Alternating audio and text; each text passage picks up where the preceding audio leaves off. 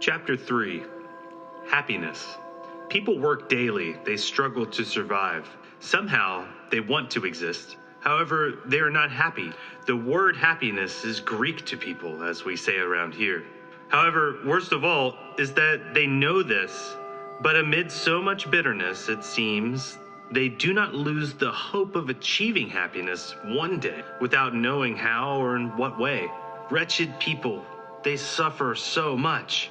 However, they want to live and are afraid of dying. If people were to understand something about revolutionary psychology, they would possibly think differently. But the fact is that they do not know anything. What they want is to survive in the midst of their misfortune, and that is all. There are pleasant and enjoyable moments, but this is not happiness. People confuse pleasure with happiness. Parties, bar hopping, drinking sprees, and orgies are brutish pleasures, but they are not happiness. There are, however, wholesome get-togethers without overindulgence, vulgar behavior, and the abuse of alcohol.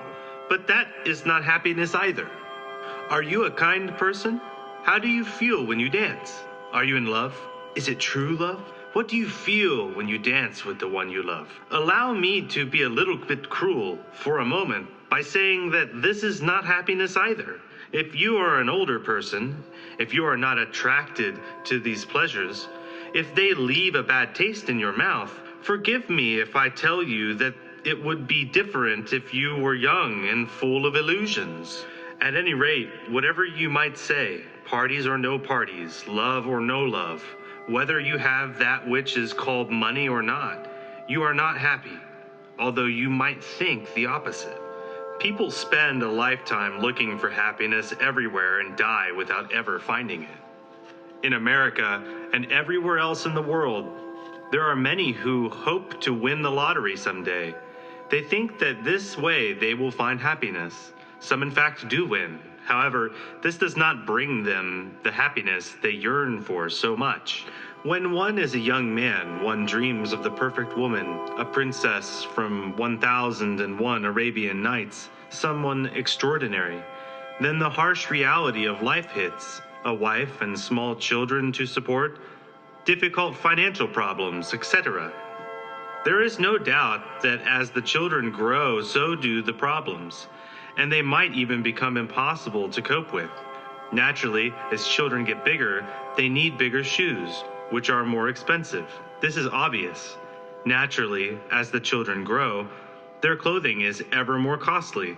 If you have money, this is not a problem. But if you don't, then it is a serious matter, and there is a great deal of suffering involved. Everything would be more or less bearable with a good wife. But if a man is betrayed, that is, if his wife cheats on him, then what is the use of him struggling to earn money for the household? Unfortunately, there are extraordinary examples of wonderful women, true companions through both fortune and misfortune, but their husbands take them for granted, and worse still, abandon them for other women who will embitter their lives. There are many young girls who dream of their prince. Unfortunately, the harsh reality is in fact different, and they end up marrying tyrants. The greatest dream for a woman is to have a lovely home and to be a mother, a blessed predestination. However, even if she marries a good man, which is unlikely, all things come to pass in the end. Sons and daughters get married and leave home, or they are ungrateful to their parents. Ultimately, family life ends. All in all, in this cruel world in which we live, there are no happy people. All the unfortunate human beings are unhappy. In life, we have met many individuals who are loaded with money and full of problems. They are involved in lawsuits over tax, etc. They are not happy. What is the use of being rich if one does not have good health?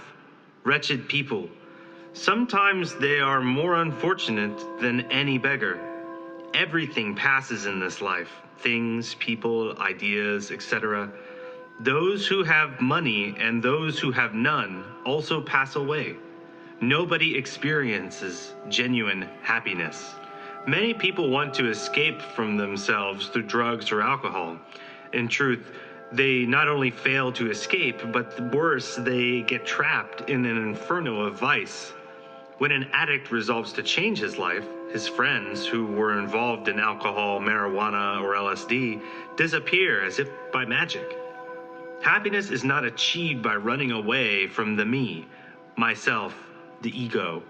Instead, it would be interesting to grab the bull by the horns, to observe the I, to study the I, in order to discover the causes of suffering. When one discovers the real cause of so much misery and bitterness, it becomes obvious that something can be done.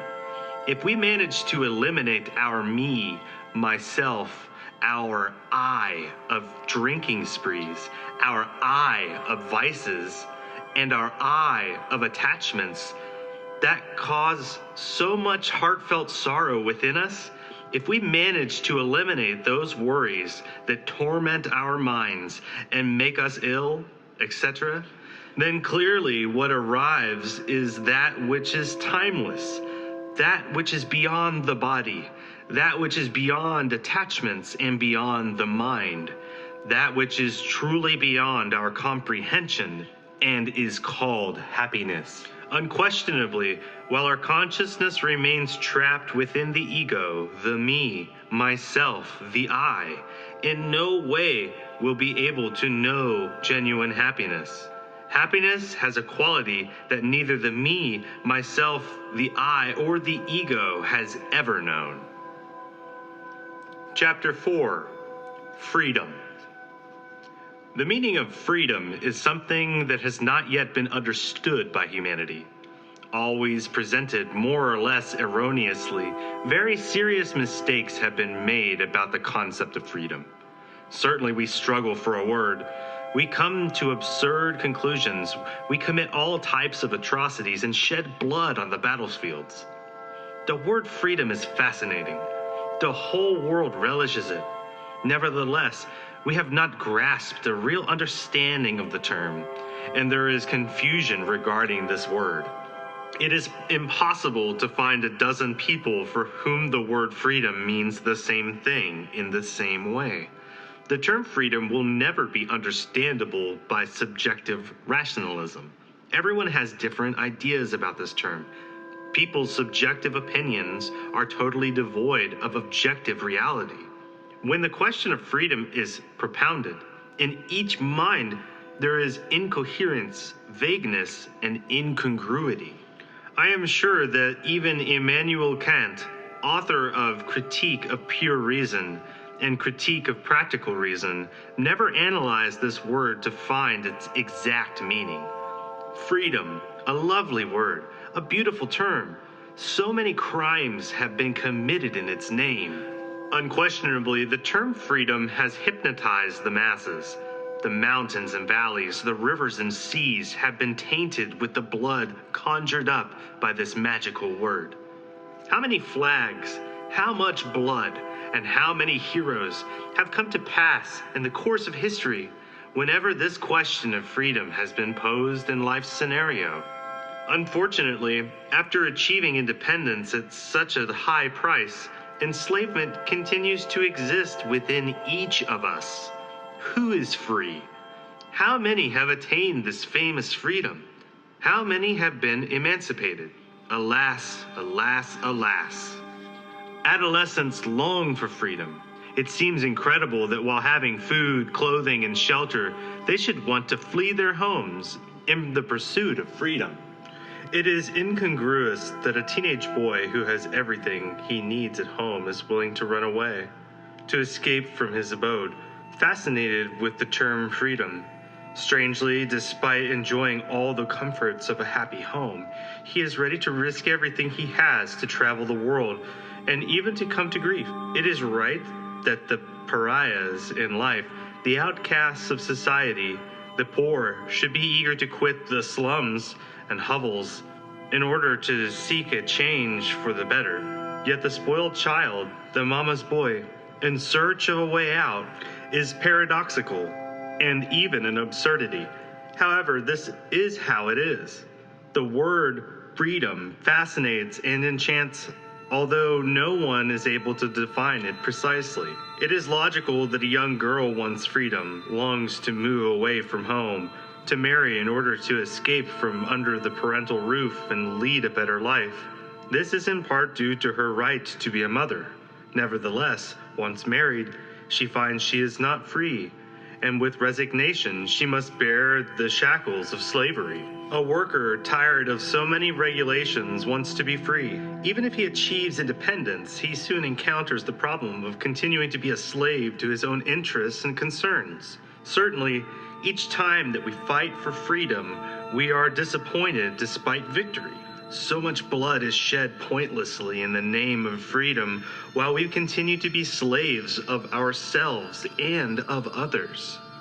People fight for words they will never understand, although dictionaries give them the grammatical explanations. Freedom is something that can only be achieved within ourselves. No one can achieve it outside of themselves.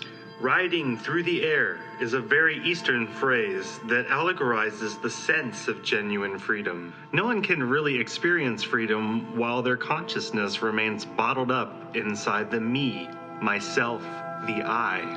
Understanding the myself, my persona, what I am, is imperative if we sincerely wish to attain freedom. There is no way we can destroy the fetters of our enslavement without previously and totally comprehending this question of mine and all that concerns the me, myself, the I. What constitutes slavery? What is it that keeps us enslaved? What are the obstacles? We must discover all of this. Rich and poor, believers and non-believers, all are actually prisoners, although they consider themselves to be free. We will remain imprisoned as long as the consciousness, the essence, the most dignified and decent part within us remains bottled up inside the me, myself, the I, in our cravings and fears, in our desires and passions, our preoccupations and our violence, and in our psychological defects. The sense of freedom can only be fully understood when we have annihilated the shackles of our very own psychological incarceration. While the I exists, the consciousness remains imprisoned. Escaping from that prison is only possible through Buddhist annihilation, dissolving the self, reducing it to ashes, to cosmic dust. The liberated consciousness, devoid of the I, absolutely absent of ego, without desires, without passions, without cravings and fears, directly experiences true freedom. Any idea we might have about freedom is not freedom. Those opinions that we hold about freedom are far from reality. The ideas that we form on the subject of freedom have nothing to do with genuine freedom. Freedom is something that has to be experienced directly, and that is only possible by dying psychologically, dissolving the I, ending the me, myself, forever. It would do no good to continue dreaming about freedom if we continue being slaves. It would be better to take a look at ourselves as we really are, carefully observing the fetters of slavery that keep us imprisoned. Knowing ourselves, seeing what we are inside, we shall discover the door to authentic freedom.